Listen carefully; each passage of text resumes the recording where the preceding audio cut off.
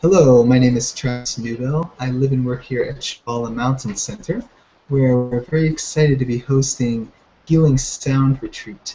It's Labor Day weekend, August 29th through the September 1st. And we have two amazing, internationally renowned musicians and group music facilitators. Christine Stevens is one of them. She's the founder of Upbeat Drum Circles and the author of the Sound True publication books, Music, Medicine, and the Healing Drum Kit, which is an accompanying little kit so you can start your own drum circles. She's appeared on PBS, NBC, and she led the first drum circle training in a war zone in northern Iraq. And so Christine's going to be co-leading the retreat with Silvia Nakkach, I'm pretty sure I said that wrong, who is an amazing singer, pioneer in the field of sound and transformation of consciousness, an award-winning composer, voice coralist, and she's a former psychologist. And she's supposed to be joining us here today along with Christine, but there's maybe a little bit of technical difficulty on her end, so she might come in later on. For now, I'd like to welcome and thank Christine Stevens for joining us to have a little discussion and maybe a little music.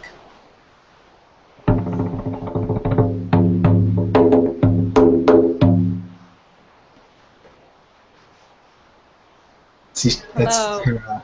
Yeah, she's speaking her native tongue there. So, hello, Christine. Maybe I'll start with a little.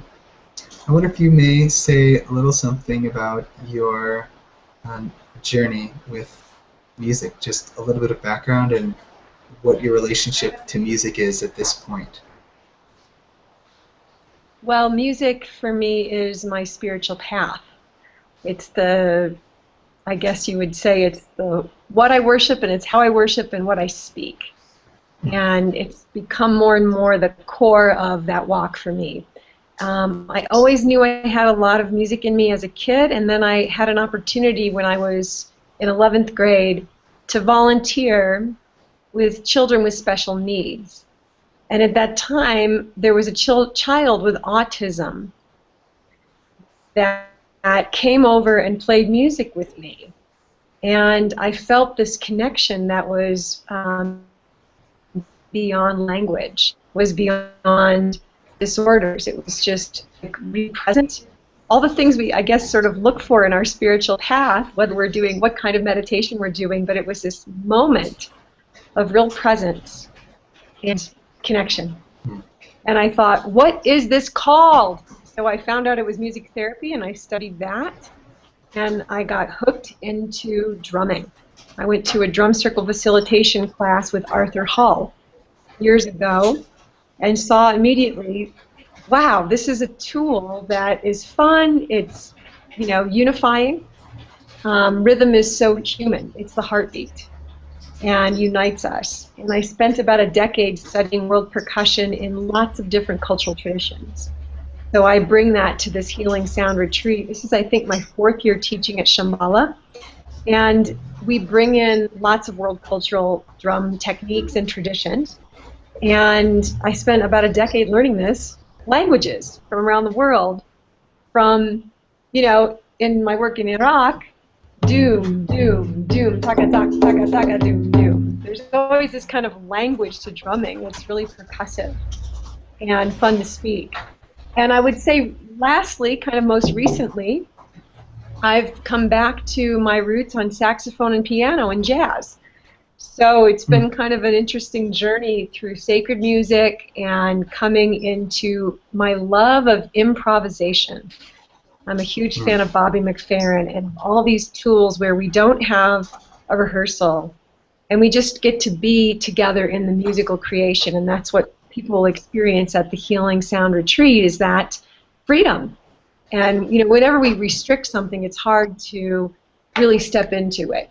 And what we know from science is that when we play our own music, we improvise. When I picked up the drum just now and played, that was some kind of a unique fingerprint of mine. So I want to help people find their unique voice. and get to hear their own beauty song. Mm. You mentioned, music is your spiritual path, and it occurs to me, it's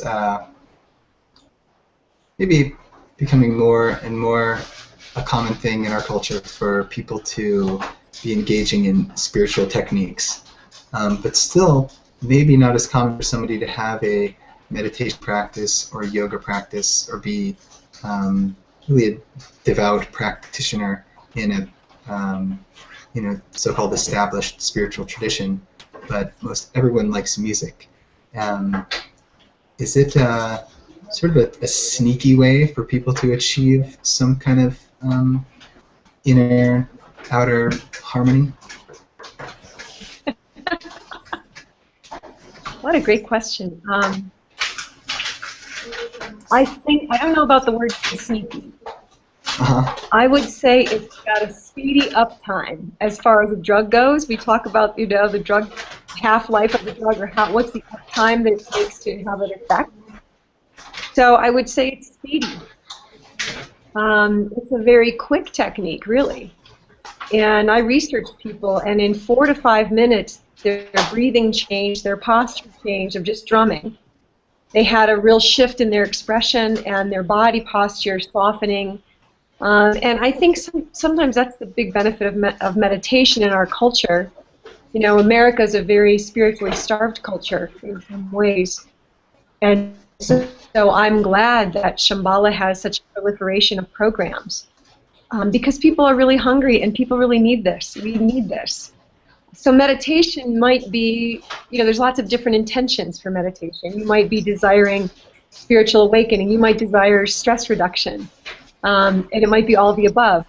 So the answer is yes. I mean, music is a definite meditation if it's done with that intention. So if I'm performing in front of a crowd, my intention is entertainment. That's a very different intention and different experience. And that creates a lot of anxiety. Oh God, what if I make a mistake? I don't want to screw up, Like you never sit and breathe and think, what if I screw up this next breath?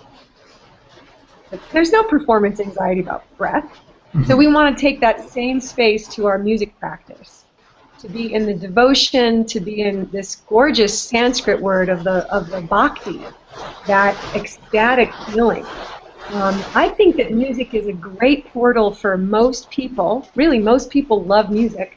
It's a great portal for most people to a state that is both inward and centering and also can be ecstatic and expressive. So you said how important intention is. So I wonder, you've also said, you've used the phrase sacred music. So I wonder, about what is sacred music and what's not sacred music, and what might be the difference between somebody going into a dance club and hearing music and dancing, or going to a punk rock concert and sort of becoming absorbed in the energy, and somebody picking up a drum and chanting something that they've been told is like spiritual music. So I guess what's the difference? Is all music sacred? We should have a little rule book, and we have little scorecards. How sacred is that music? It's a 3.0. I'm kidding, but I think that you will find very distinct differences between sacred music and rock music. And some of the examples are the type of instruments played. Typically, a frame drum has more of an association to ceremony and sacred music, whereas other kind of like a rock and roll drum would be held in a different kind of sound effect. So when I worked in Iraq, and so much of my work, even though I have a couple of master's degrees, was really informed by travel and being in world cultures that are part of a musical culture, sacred music cultures. And what I found is even in Iraq, one drum was played for weddings and parties, one drum was played for ceremonies. So the instruments make a difference. The consciousness of the person makes a difference. And I just saw the movie Alive Inside, which was phenomenal, about the guy who's been putting iPods and headphones on seniors who have Alzheimer's, and they just come to life. And it's not that it works with every user. You know, it really is what he calls personalized music. So we all have a personal favorite music, and if I was standing at a U2 concert, which I think they're one of the greatest bands for singing peace, that might be sacred music to me. In fact, it is. So there's a margin of discretion for the person. I think the big shift here in this retreat that we're bringing is people making their music. So we really love listening to music, but often in our culture we are too much of a consumer and not enough of a creator. So we're going to be creating, and that's how we tap into that creation field, that creativity, the divine creator.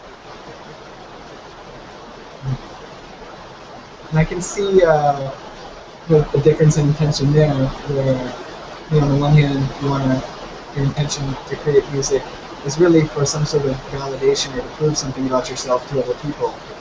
And then what you're describing seems to come out of another intention, which, what would that intention be? To harmonize with, you know, the divine creator. Can you talk about the difference between those two, and if those two sort of, I imagine they kind of flicker back and forth. And like, oh, I'm like coming into tune with my own inner being, and I wonder if I'm sounding great for the rest of the people in the room. Right. There's always, that's part of all creative process, by the way, and creation theorists, theorists talk about that as the inner and outer flow. So you have, you know, you're more aware of yourself and you're more aware of the outer group, perhaps. For me, it's an awareness that when I drum and singing and playing my flute often, and practice will bring this year to Shambhala, is how we start our day, harmonizing and tuning our human instrument. Even the word tantra in Sanskrit means to tune. It's about the tuning, tantri. It's the notes, the strings of our soul, getting it tuned. And then we want to be with others, right? Step out and harmony. So there is an inner tuning and an outer tuning, and you just named that polarity, which is great because it's constant back and forth. It's definitely a polarity. There's times I need to pull away and just play my own music. And there's times I'm really loving being joined with other people, just like an orchestra. We tune ourselves first. If anything, I would say it's more about what comes first, is that self-tuning. If we're attuned and we feel an attunement to the creative flow and the creator, then it becomes really easy to harmonize and be in harmony with people. And what you experience at Shambhala is you're in a setting that has its own hum. I mean, your space, you live there. You could talk about the music of the space. You know, it has this beautiful hum to me. The nature, the deer are coming through, people have been sacred and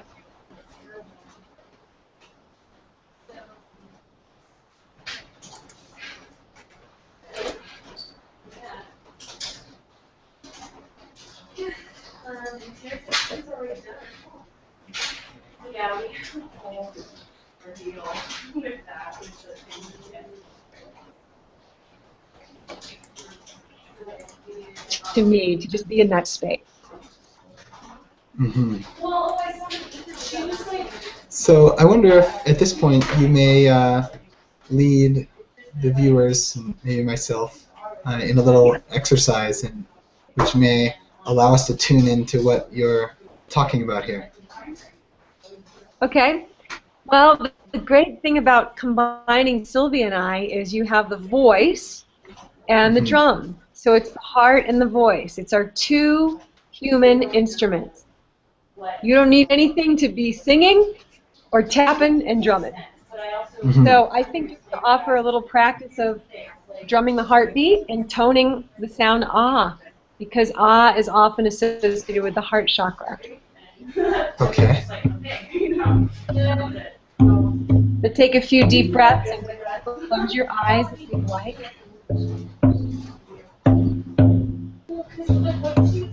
And when you're ready, I'll start a note, and anyone who's watching this at any time can match this note or harmonize with this note. And toning is not singing. There's no pushing. It's just soft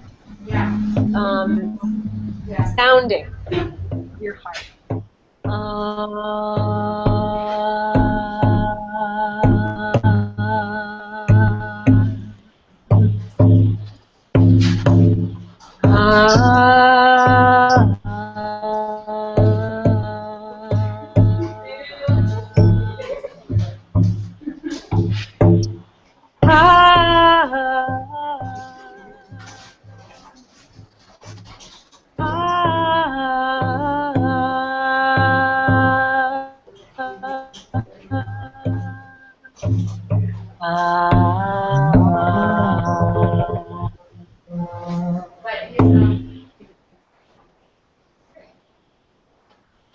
Ashe.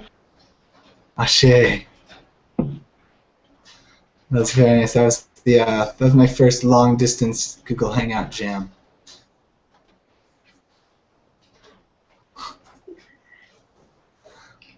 Well, I hope that a lot of people. Me. Yeah, it's been a joy having you, and I hope that a lot of people reviewing really joined in on that.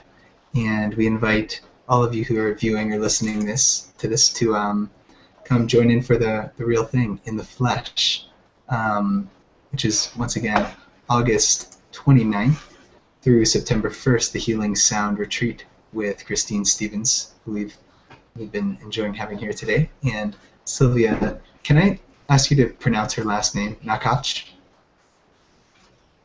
Nakkach. Nakkach. Okay, so these two amazing musicians will be up here, and we invite all of you to come up as well. For those of you who aren't able to come for the whole weekend, we invite you to come for that Saturday, which is September, August 30th is the Saturday, for the Music for World Peace ceremony at the Great Stupa. So that'll be in the afternoon, and that should be a really wonderful, amazing, energizing, uplifting, explosively peaceful affair. So please come up and jam with us. Christine, thanks so much for joining. And everyone, of course, please check out the website to learn more about the retreat and to stay tuned for more interviews like this. So may you all be harmonious and joyful in song today.